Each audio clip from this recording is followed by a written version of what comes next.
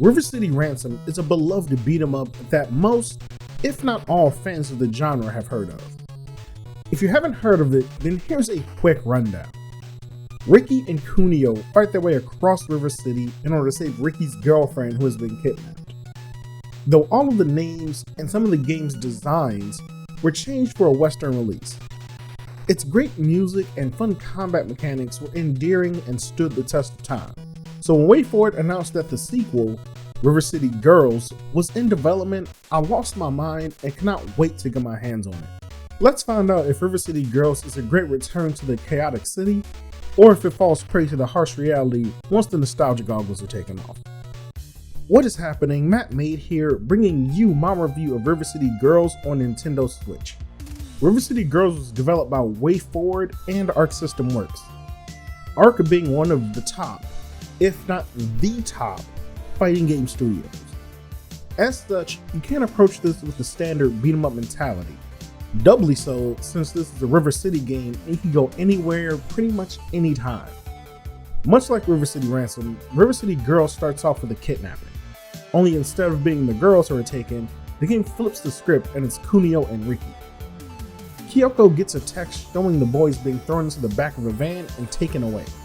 Misako and Kyoko then bust out of detention at River City High and off they go to tear through the city, beating down people until they find their boyfriends, leaving no stone unturned and no head unbopped. Kyoko and Misako ooze personality and are completely different and unique.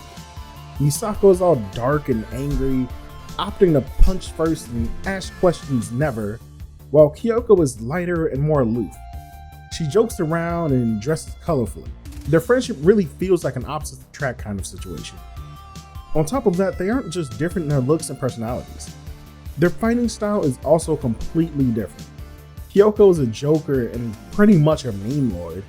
She will literally hit an enemy with a dab, while Misako is more of a brawler and will suplex people and powerbomb them. Which one you pick depends entirely on your preference and which girl appeals to you the most. Similar to the previous game, this one is a side-scrolling beat-em-up with sandbox elements. You can go anywhere anytime and backtrack to previous areas whenever you want. At times you need to backtrack to get more food to restore your health, or go to Billy or Jimmy's dojos. Yep, the double dragons are here, and they are swole. There are even equipable items and clothing that boost your stats and make you stronger against certain enemies. Swapping these around and figuring out what works best will make finding your way through River City far easier. As Misako and Kyoko level up, they gain access to more moves that they can purchase from the dojo. These moves increase with price the higher the level required, however they do a ton of damage or set up for a combo by either wall bouncing or throwing an enemy up into the air. Misako has a clean drop kick that will bounce a dude off a wall from a pretty good distance away, while Kyoko can just volleyball launch people at her leisure. So it's important to check the dojo often to see if there are any cool moves to pick up. The more powerful moves at your disposal cost a meter to use, but can still be thrown out pretty much whenever you want. As you do your basic attacks, you fill up the meter under your health. Combining your light, heavy, and special attacks in different ways can lead to different situations and setups. Need a breather? Knock down the enemies so that you can make some space. Trying to keep a combo going? Go for a wall bounce or juggle so that they forget what the ground feels like. This may be a beat 'em up, but since it was developed by Arc Systems, it's also a fighting game through and through, with wake-up attacks, blocks, parries, and all sorts of tech that you usually see in fighting games, which I thoroughly enjoyed being a fan of fighting games. Leaning even more heavily into the fighting game aspect, River City Girls introduces a call-in system. When you get down to the last person on the screen, if you beat them until they are weak, they'll begin to beg. You can grab them and either finish them off or bring them to your side. Once on your side, you can call them in to do an attack to either keep a combo going or start a combo. They are really useful, especially the ones that juggle or stun enemies. They have their own health, and once they're used, they have a cooldown until they be called in again. However, if they take a hit, they'll lose a health point, and once those health points are gone, so are they. You will also lose them if you die. You can only have one support character, so when you switch, the previous one will go away, and you won't be able to use them even if your current one is lost. You're able to play this game with a friend locally or solo. Which brings me to the first issue I had with this game. There was no way to play online with a friend. In a game where the plot revolves around two girls tracking down their BFs and has a combo heavy system, that's insane. But you know what? No biggie. I didn't want to play online with a friend anyway. Apparently your friends live in the same household, which if they do, sweet, but mine don't, so I was like alone half the time. But playing through the game with a friend is a blast. Comboing groups of enemies and tag teaming bosses feels fantastic. There are plenty of moves the characters have to alley-oop enemies or corral them together for your buddy to lay down some hurt on a lot of them. Kyoko especially. That girl lobs people around like it's going out of style. The best thing about the co-op is the way you resurrect your buddy when they go down. Instead of doing something normal like CPR or slapping their face, you stomp their very souls back into their bodies. Stomping people out is usually reserved for people you don't like that just so happen to fall in front of you. However, these are stomps of endearment and affection. Take these feet full of love, these stomps of compassion, and arise, my friend. It's such a funny and dumb way to revive your homie, and I love every bit of it. However, if you play through the game solo, there are a few different things about the game. First, you do not get a CPU-controlled ally. You're rolling solo dolo through the entire game, and only hear the other character through dialogue. No hint of them otherwise, neither hide nor pixel. On top of that, if you die at any point in time in the game, no resurrection for you, buddy. Too bad, so sad, should have had friends. It's frustrating because there's an entire mechanic locked behind the co-op, and it feels like the player is being punished for being by themselves. Which in River City, I guess is an important lesson. When you die, friend or no friend, you lose your support character, but also money. The more money you have, the more money you lose, making death especially painful when you're saving up to get a move or just have beaten the game and are cleaning up loose ends. I lost a substantial amount when going through New Game Plus. Literally a couple $1,000s, gone in an instant.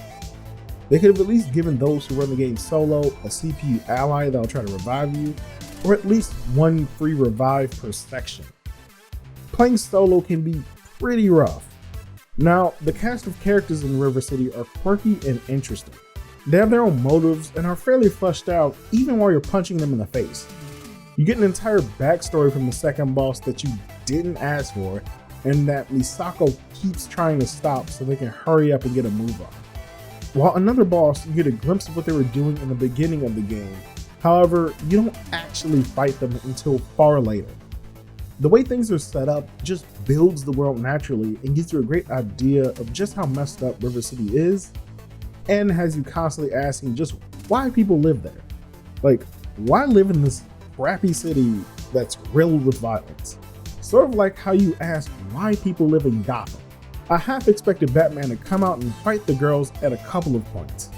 Many of these characters are also voiced by YouTubers and internet personalities, which is great to see that representation and just makes the game feel even more endearing and connected with today's age. All the performances were fantastic. None of them I felt were out of place or odd, and there were fun little cameos that if you knew who the person was, or if you caught a glimpse of a YouTuber or streamer or someone else that was rendered in the game, you're like, huh, that person's there, that's neat. I'm happy to see my favorite content creator or a content creator I like being a part of this. Now, the game isn't too long. You can clear it in an afternoon if you're determined and aren't searching for collectibles or just chilling and vibing to the music. There are 6 areas to go through, starting at River City High and going all the way to a Yakuza tower for some reason. You beat up quite a few people over the span of one afternoon. It's actually pretty impressive. If you do stop to take a look at the scenery or try to unlock everything, it can take you quite a while to get through the main story, which is great because there are just so many cool and interesting things to find. The music in River City Girls is pretty good. There are a few tracks with vocals and they are smooth as hell. Just take a listen.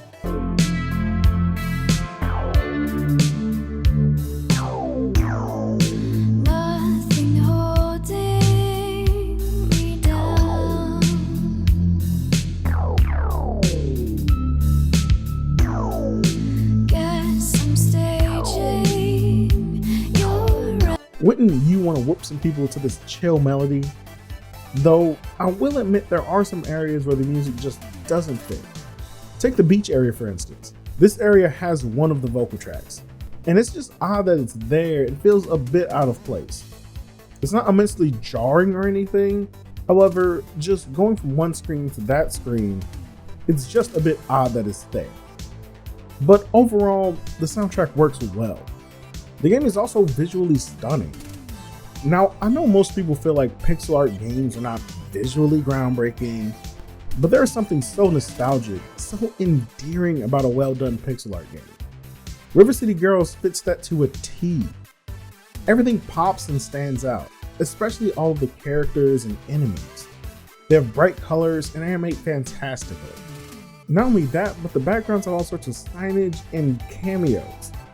You can even interact with those in the background to some extent. Yes, you can only make them flinch when you take a swing at them, however, you can at least make them do something. They aren't just stale and bland set pieces you pass while on your way through a level. As you go from screen to screen and area to area, you start getting a lay of the land and finding things such as shops and fast food places with quirky or familiar characters inside. The one problem I have with this screen transition is that moving from screen to screen is the same button as your light attacks. Meaning that if you're near another area, then you can accidentally move areas and lose momentum.